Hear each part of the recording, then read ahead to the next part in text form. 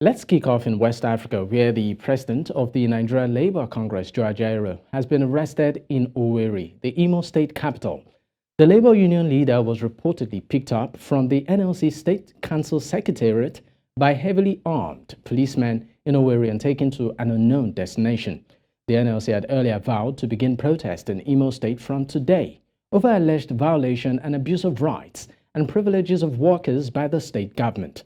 However, miscreants allegedly descended on protesters, smashing vehicles and inflicting wounds on the labor members before the intervention of police operatives, who later took the NLC president away to an unknown destination.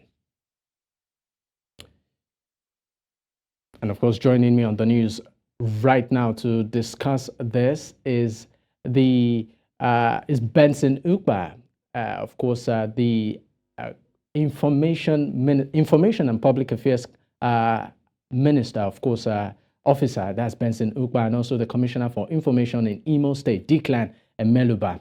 Thank you so much for joining me, gentlemen.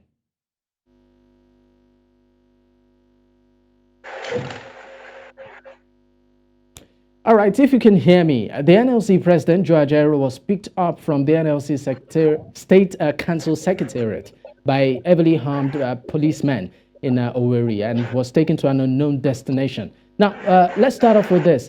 Any idea as to the whereabouts of the leader and also why was he picked up in the first place?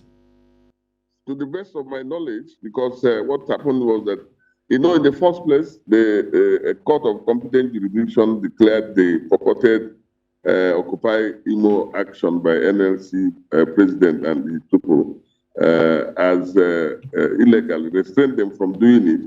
And so I think, and the Imo workers themselves also, as law-abiding people, said that they would not participate because it's illegal. And moreover, they said they were satisfied that the governor has treated them better than any government since they started working.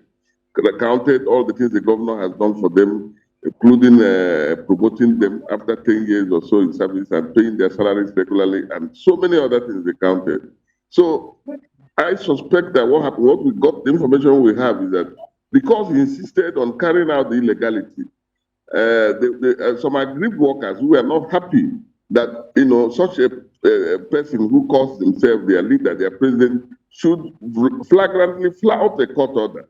I think they decided to confront him and said, no, you can't come and do this. Instead, there's a subsisting court order saying what you're doing is illegal. Why are you doing? So in the process, I think tension escalated, and the police, sensing that there could be a breach of law and order, went in and picked him. Right now, I understand that he's in protective custody of the police, because I can tell you that if they even allow him out, the workers are going to, if they cite him, they're likely to mob him because they're not happy.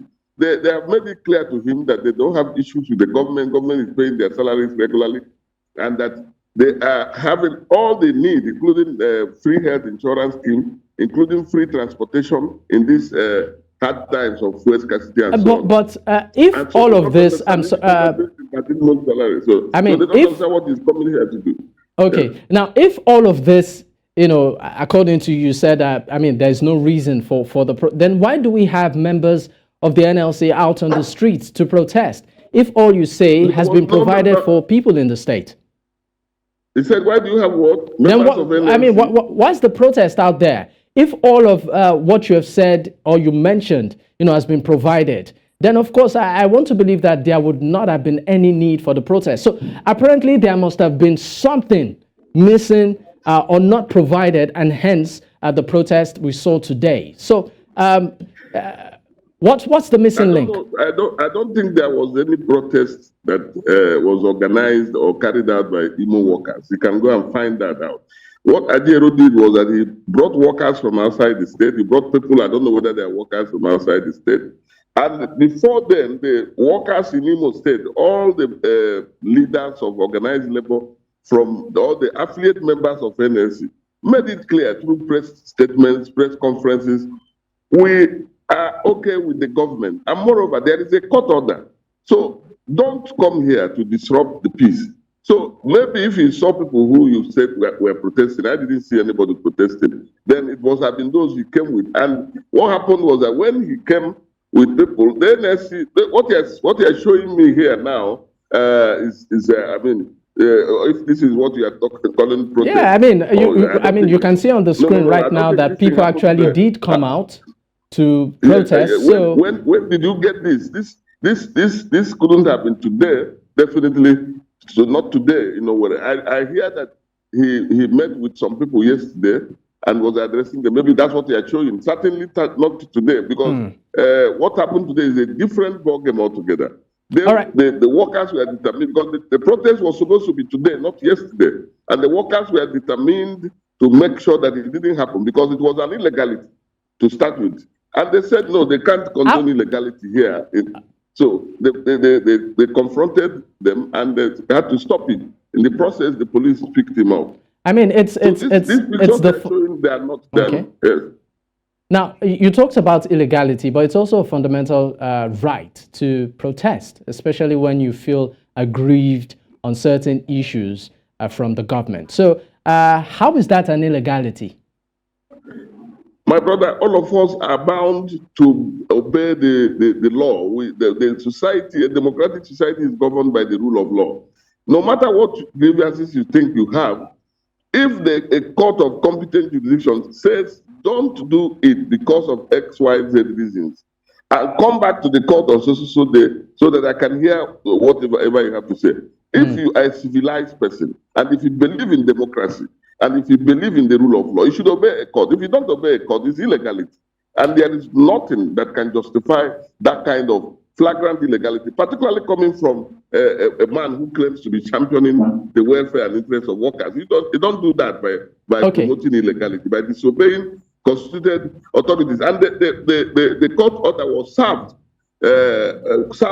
on him on national television, newspapers, everywhere. So he cannot deny that he didn't. That was long before this action he's trying to back on. So I don't think it's justifiable. I don't think that in trying to champion your rights according to you or whatever, whether rightly or wrongly, then it should become lawless. If it becomes lawless, then how do we organize a society that we call a democratic society? Well, let's look at some of the reasons why the NLC decided to, of course, come out. The NLC was leading a nationwide protest and strike, of course, in Owerri, over what it described as lack of respect for workers, unpaid salaries and pensions, amongst other issues, right? I mean, these are basically people's welfare. We know the economy. So are you saying that all of these issues that were stated by the NLC, the government, the state government has addressed, hence no reason for what we saw today?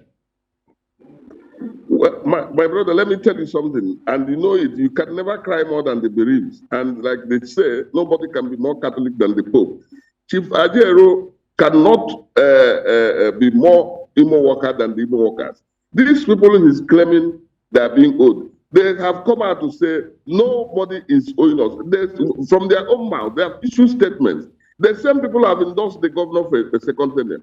Civil servants in Imo State have endorsed him because he's paying their salaries regularly and even paying 13th month salary.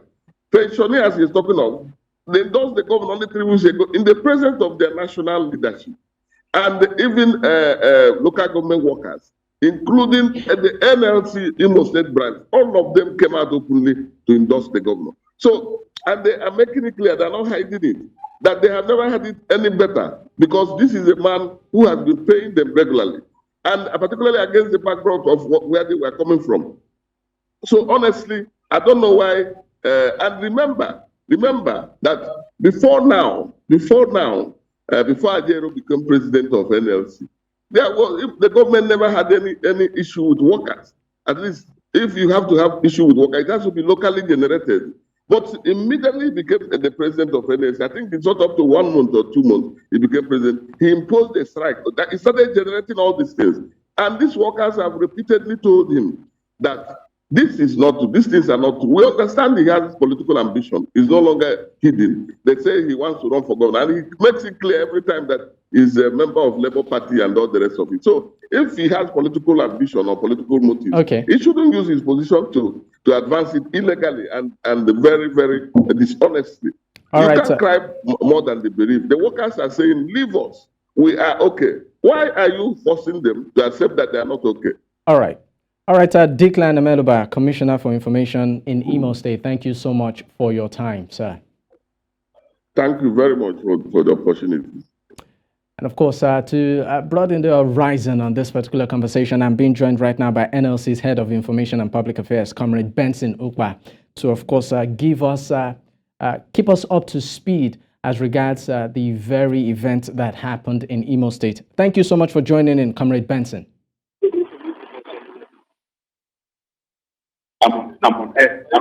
Hello. Comrade, can you hear me? Yes, please repeat your question. Okay. Now, my first question to you is this. Have you been able to identify the location of the NLC leader, Joe Ajaero? Can you confirm to us where he's been taken to? Up till now, he's still being held in communication. He's still held incommunicado. I have no information about his whereabouts. You have absolutely no information about his whereabouts up till now? Yes. Up till now. But all I know is that he was taken away by a combined team of the police and DSS and all that in a convoy of Hilux vehicles with gun trucks and all of that. Now, we understand that you are still, in the field, and of course, that's why we're having this conversation via phone right now. But can you just give us, some sort of elaborate reason? Why did this protest happen today? What's the objective? Listen to me. Let me clear the impression. In fact, the protest was yet to start when he was arrested. Okay? We actually planned a peaceful protest in the state arising from the fact that for 44 months, pensioners, workers have not been paid. And we also have had an agreement which has been observed in breach. We have a situation whereby dogs sent by the state invaded and vandalized at the secretariat of the state. We also have a situation whereby the government wants to appoint or elect for us our own state executive council members. These are the issues.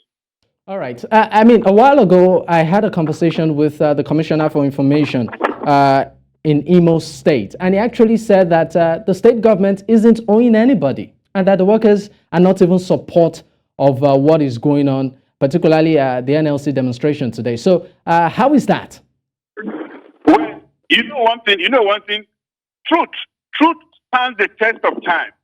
If the Commissioner of Information in Imo tells you that the state is not owing anybody, let him swear by the deity he worships, okay, that the government is not owing anybody in the state. In fact, apart from owing workers tens of months of their wages,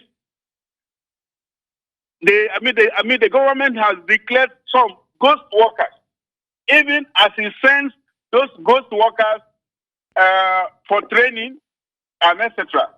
So it is a complete marvel. The kind of thing going on in Imo State. You understand? It is completely unheard of, unacceptable, and all of that. So we have workers that have not been paid for months on end, pensioners. So ask your reporter to investigate. Let them find out. Okay? Okay. Because we're pressed with time, I just want to ask you in 30 seconds. There's court injunctions, preventing or, of course, not allowing you protest today. And of course, one of the reasons the commissioner gave is that the labor union actually did flout court orders. Are you aware of this court order preventing you from protesting in the state? And if you are aware, then where would you say the labor union stands in all of this? Your protest won't have been, of course, it will have been deemed a contravention of the law of the land. Excuse me, please. Listen to me. If you ask me a question, you should wait for me to answer. You are not answering for me. Is that okay? We are not aware of any court injunction. When was the court injunction obtained? When? And who was it served upon?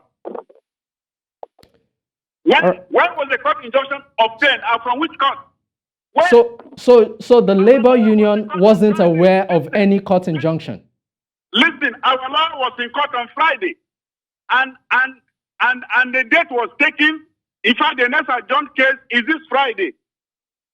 Because our lawyer was in court last week, and the next adjourned date is supposed to be Friday this week. All right. Thank you so much for your time, Comrade Benson Upah, NLC's Head of Information and Public Affairs. Thank you once again.